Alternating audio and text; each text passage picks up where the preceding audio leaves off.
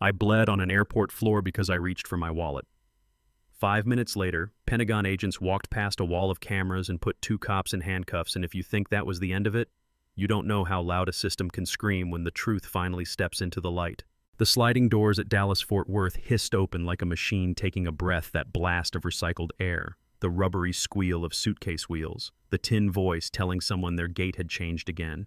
A kid arguing with a vending machine, a mother shushing a pilot, speed walking with a coffee he didn't even taste, and me moving the way a big man moves when he's learned to make himself small, left leg dragging half a beat like a stubborn metronome cap rolled in my hand with U.S. Army retired across the brim, no luggage, no entourage, just a folded coat and a mission in my pocket I wasn't about to trust to email. I'd been up for 3 nights tracing a pattern that sounded like a conspiracy until I could draw it with a ruler, names and airports and shell companies and payments with cute project names. A pipeline of random checks that somehow kept landing on the same kind of people. Phones copied under the table, detainments that never made the notes. Reports that looked clean because somebody had learned where to keep the dirt. I wasn't a hero carrying proof. I was a tired man carrying weight, you know what I mean? 2 officers spotted me from the edge of the security concourse. I felt their attention before I saw their faces, that thin heat on the back of your neck that says eyes are counting you. Not like a person. More like an odds problem.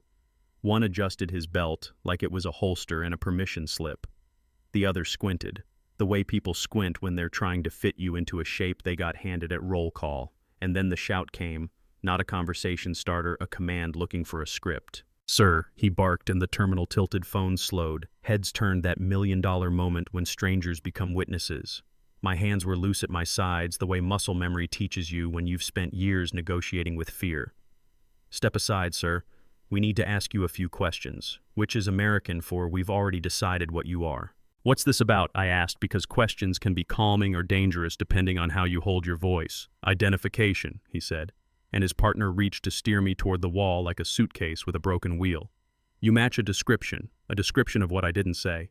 It like a challenge, I said it like a man who's counted his breaths before. "Don't get smart," he snapped, and around us the phones came up like the moon rising. My wallet was in my inside pocket like it always is.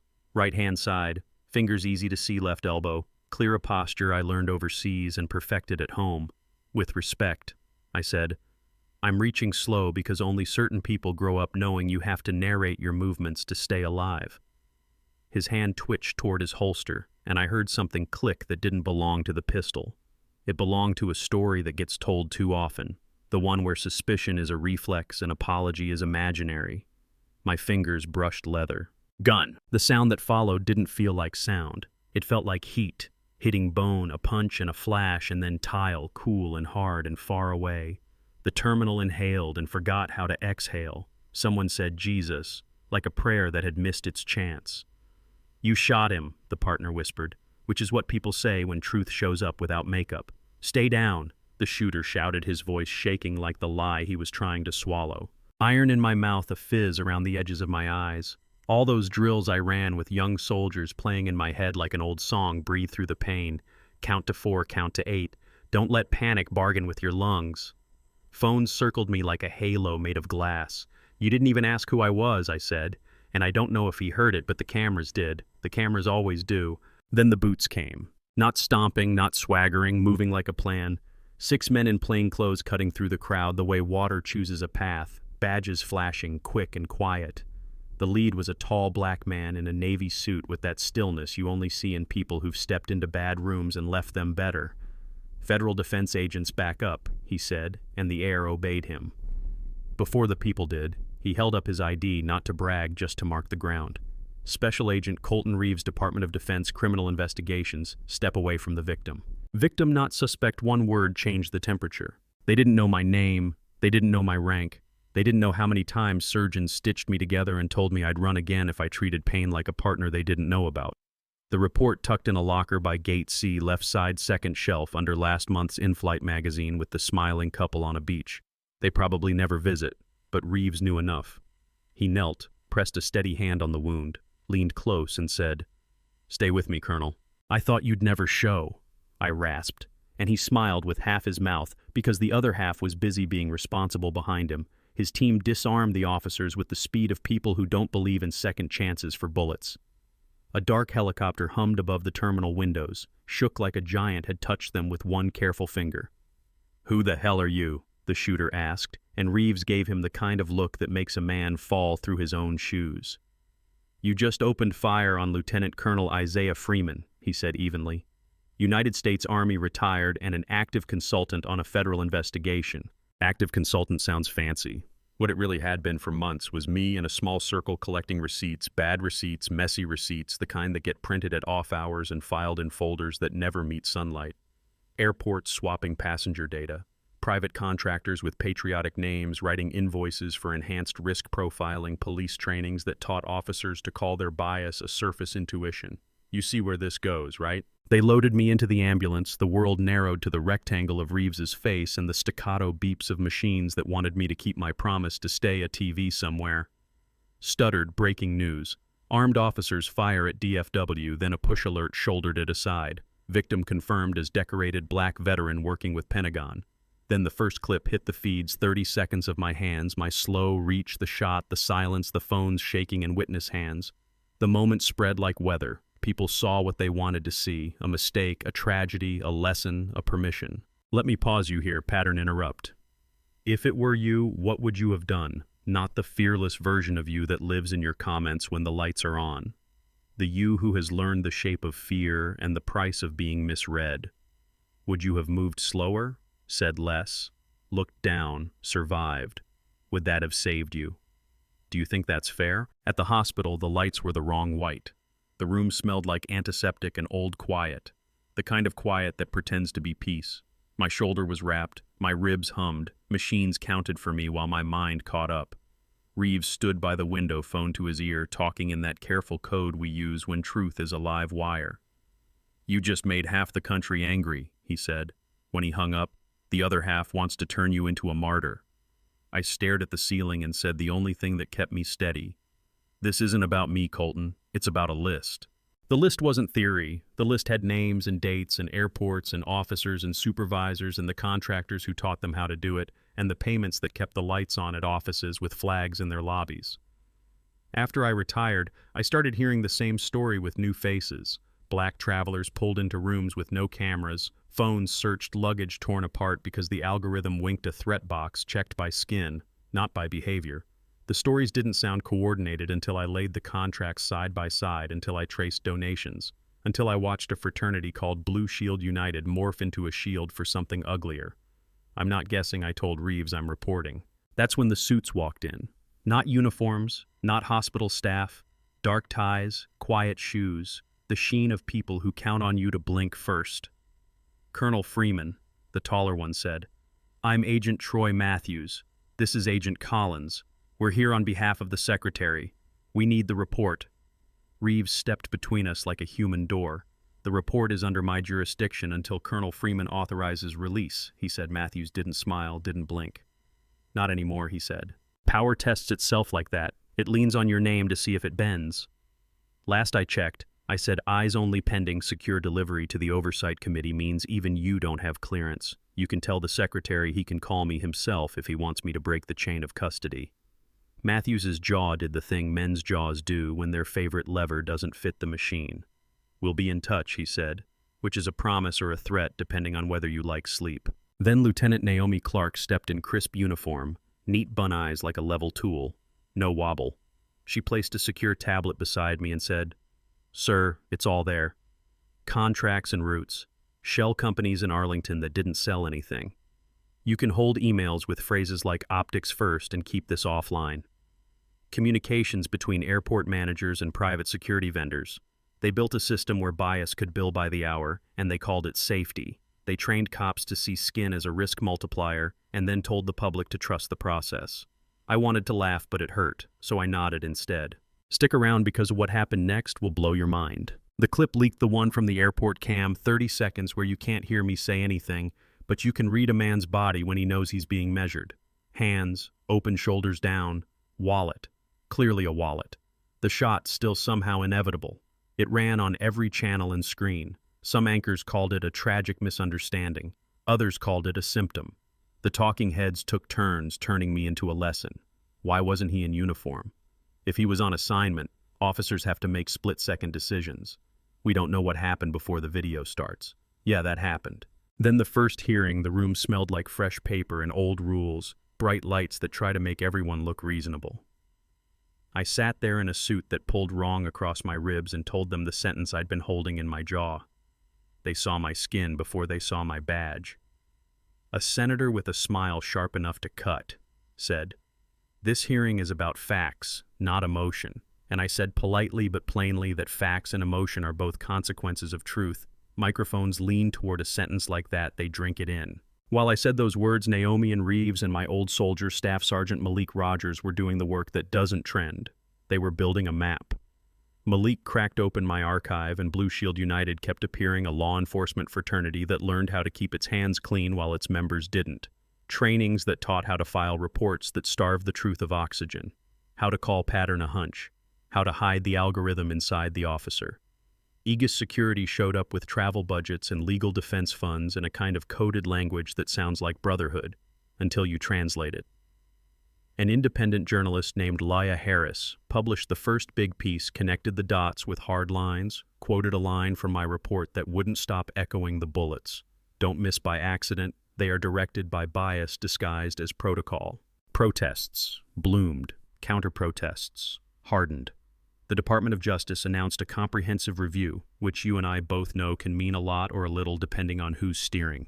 My phone pinged with hate and love and offers to speak for money I didn't want. And then a call came in from a number that didn't look like a number. A man whispered like the room could hear him. "My name is Lucas Ward. I work inside airport security. I shouldn't be calling, they'll kill me. But you have to know. There are orders, there are names, there are lists." He wouldn't say more on the line, he wanted to meet in person. Reeves said. It smelled like a setup, and I said sometimes the truth is only brave when it's scared. We met at a half-dead rest stop outside Arlington. One light flickering bugs orbiting like drunks at last call Ward. Looked like a man who had learned too late how expensive his paycheck really was. Uniform, rumpled eyes, rimmed red, he said. He joined Blue Shield because he thought it was a brotherhood. It was a machine. Aegis funded it, trained it, scrubbed the records when things went sideways. A handful of people inside the committee that had just listened to my testimony knew enough to keep their hands off the stove and on the thermostat. "Who gives the orders?" I asked. He hesitated, like the name would hurt his teeth. Then he said it. Captain Russell Gentry. I knew Gentry not as a friend, as a type. The liaison smile, the grip that lasts a second too long, the vision statement that fits on a coaster. The kind of man who can move money without moving his face before I could even place the memory. The night coughed bullets. A black SUV ripped off the highway and doors flew open. 2 rifles barked. The air turned granular. Naomi moved like she'd practiced without sleep. 3 shots. Relocate. 3 shots. Reeves shoved Ward down behind the van. My stitches sang through my shoulder as I slid to cover. Asphalt sparked, then quiet as fast as they came. They were gone. Ward was bleeding from the leg. They always know, he said, which is either paranoia or strategy, depending on what the morning paper says. The morning paper said suicide with a timestamp that insulted arithmetic. Back in Dallas, a judge pushed the criminal hearing for Kane and Madsen procedural incomplete filings, outstanding internal reviews. Words that sound sensible until you realize they're buying time and selling patience. Reporters wrote limbo. Community leaders said betrayal. The officers' lawyers shook hands like men who had found a fire escape. I didn't punch a wall. I didn't curse the sky. I looked at Reeves and Naomi and said, fine, if the door is locked, we go through the wall. General Wilcox, grizzled Marine turned bureaucrat with eyes that measure weight, sat us down in a briefing room that smelled like coffee strong enough to warn you. I'm not interested in one incident, he said. I want to know if the rot is structural. Naomi clicked through a map. Red dots at airports, you know. And airports you've never heard of. 301 incidents in a decade, 182 with suppressed footage or sealed records, 60% tied to 3 private firms, all donors to the same lobbying group with a strong name and a weak conscience. Malik dropped an email onto the table from a mid-level TSA account. Manage exposure, scrub the body cam optics first. It's not about what happened. It's about what they see signed by a name that made my neck go cold, Captain Russell Gentry. Then came the twist that turned my stomach inside out. Malik slid an old photo across the table. 10 years back. Iraq. Desert glare so bright the edges of everything look unreal. Me in uniform, arm around two men, one smiling like he had just done something worth bragging about and hadn't decided if he should. "You knew him," Malik said, and the ground under my chair tipped. Derek Kane, the officer who shot me at DFW. He'd been on my security team in Iraq. I trained him. I taught him how to read a street corner, how to de-escalate, how to stop a kid with shaking hands from making a permanent mistake.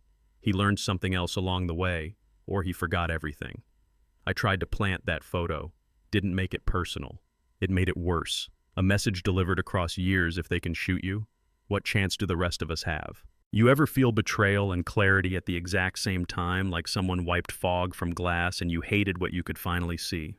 I didn't want revenge. I wanted a reckoning that an old man could trust. I wanted the rules to mean something heavier than the weight we put on them when cameras are off. The dominoes didn't fall. They were pushed. A whistleblower leaked a manager's call from inside the system. No time for full sweeps. Prioritize groups that show higher risk. You know what that means? Laughter, surface intuition. Start with the obvious ones. A former airport officer went live on his phone, voice breaking. I did it too. We were told it was efficient. We were told to call it protection. I'm sorry, I'm done. Veteran groups fractured and then reformed. Veterans for Accountability put their ribbons on their chests and their names on letters and said enough in Atlanta. A cluster of airport police resigned with an open note. We weren't hired to be weapons. We were supposed to be guardians. Then the press conference, the room buzzing like a beehive, lights hot, hearts hotter. Secretary of Defense Linda Hartwell stepped up with two generals and a DOJ official who looked like insomnia had moved into his eyes. After a joint investigation, she said, "We are announcing federal indictments and arrests for obstruction of justice, evidence tampering, and conspiracy to violate civil rights under color of authority. 2 TSA officers in leadership, 3 executives from Sentinel Group Security, 7 law enforcement supervisors across 6 major airports, and then finally and precisely, Derek Kane and Ryan Madsen federally charged with attempted murder and civil rights violations in my shooting." The flashbulb snapped, but nobody cheered because relief is not the same thing as justice. It's a door, not a home. Congress convened a public hearing called the Freeman Inquiry, and for once a title fit the room. It wasn't theater. It was a mirror. Naomi went first, steady as a plumb line. She laid out the data so clean you could see yourself in it. Malik followed with an after-action lens. We usually reserve for fallen soldiers who failed them. What could have been done differently? Why don't civilians harmed at checkpoints on our soil get the same rigor? Then me, slow to stand, slower to breathe, but clear. I served in Fallujah and Kandahar, in valleys that smelled like fear and diesel. I survived that, but I almost died trying to get home. 2 men pointed guns at me, not because I was dangerous, but because they were taught nobody would make them answer for it. I told them the line that still cracks in my chest. In Fallujah, I was called a hero. In Dallas, I was a suspect. You could feel the air change shape. A reporter stood, voice steady, eyes bright. Senator Halverson records show, Blue Shield United contributed $85,000 to your campaign. Do you plan to recuse yourself? The room went feral.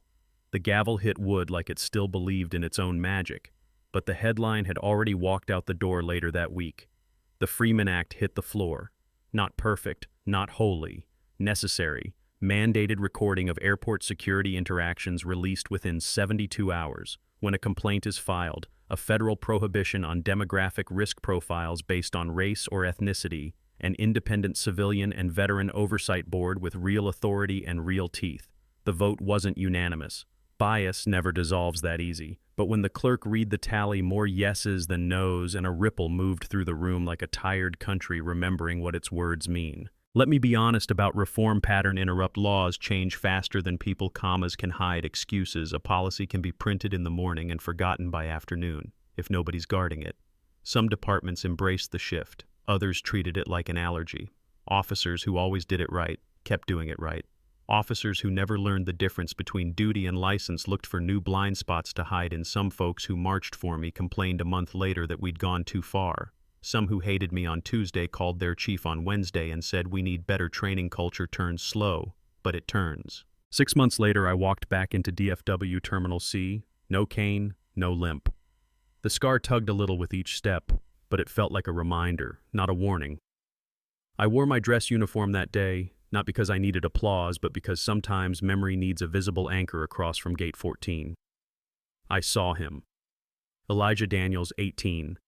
Backpack hugged to his chest, passport pinched in a hand that hadn't decided if it was ready for the world.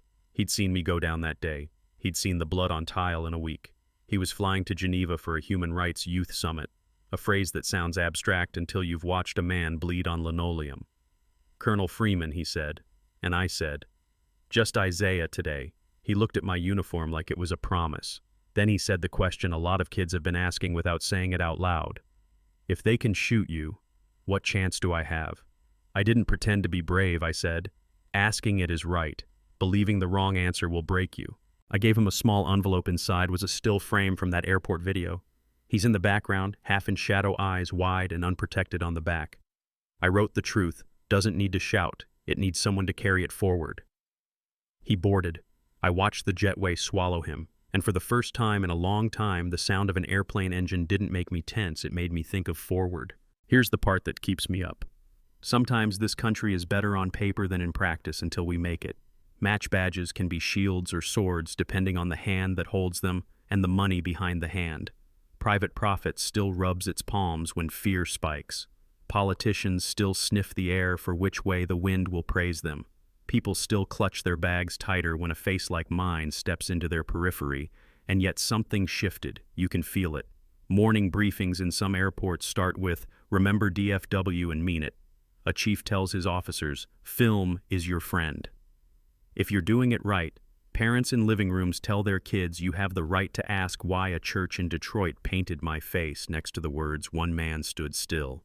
The world moved forward. I don't need a mural, but I hope the kid who painted it never needs a speech like this. If it were you, what would you have done? Would you have spoken up in the briefing? When the joke landed heavy and ugly, would you vote for oversight, even if your cousin says it makes his job harder? Would you tell your child the real reasons we film? Would you sit with your discomfort long enough to learn where it points? Do you think that's fair? I'm not here to be sainted. I'm not interested in becoming a symbol that lets people feel good without changing. I'm just a man who almost had his story ended by a reflex, and who found out the reflex had a business model. I'm a soldier who learned how to be quiet overseas and realized I had to be loud at home. I'm a black man who used to believe service would shield me, and now believes dignity is not something you earn, it's something you insist on together. You know what I mean? I wrote a line down the night the act passed after the cameras left and the speeches were already stale. Justice is not the sound of gavels. It is the silence that follows when people finally feel safe. I believe that I also believe in the other silence, the dangerous one, the silence of people who decide they'd rather not know how their comfort is made. Don't trust that silence, break it kindly when you can, loudly when you must. They shot one man and the whole country felt it. Maybe that's what it takes sometimes, a wound deep enough to shake us awake. But waking up isn't the end of the story. It's the first morning and there's work between sunrise and sleep. If you've stayed with me this far, you're part of it. Now tell me where you're watching from. Tell me if you've been stopped and told you matched a description. Tell me if the Freeman Act goes too far or not far enough. Argue with me, agree with me, push me, tell me I'm wrong, and then tell me what you'd do instead. And if you serve or you've served and you've got a story from the other side of the badge, one where courage looked like restraint, or owning a mistake in time to keep someone alive, put it in the comments. We bring the buried stories to light here. We listen, we fight, we build. Share this with someone who thinks airports are neutral, with someone who believes the camera is the enemy, with someone who needs to hear a veteran say that love of country can look like accountability. Hit subscribe if you want more than headlines. Drop your experience below so we can learn from it. I'll be in there reading. I'm still standing and I'm not done.